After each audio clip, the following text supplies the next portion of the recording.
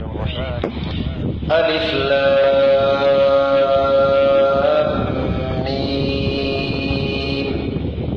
تلك آيات الكتاب الحكيم هدى ورحمة للمحسنين الذين يقيمون الصلاة ويؤتون الزكاة وهم بالآخرة هم يوقنون أولئك على هدى من ربهم وأولئك هم المفلحون.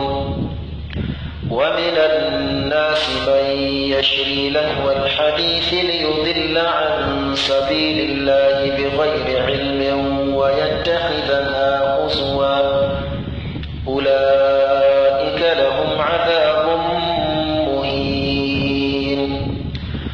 وإذا تتلى عليه آياتنا ولى مستكبرا كأن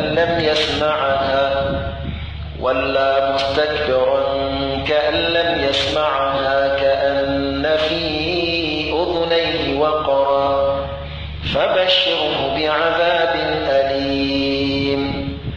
إن الذين آمنوا وعملوا الصالحات لهم جنات النعيم خالدين فيها وعد الله حقا وهو العزيز الحكيم. خلق السماوات بغير عمد ترونها وألقى في الأرض رواسي أن تميد بكم وبث فيها من كل دابة وأنزلنا من السماء ماء فأنبتنا فيها من كل زوج كريم.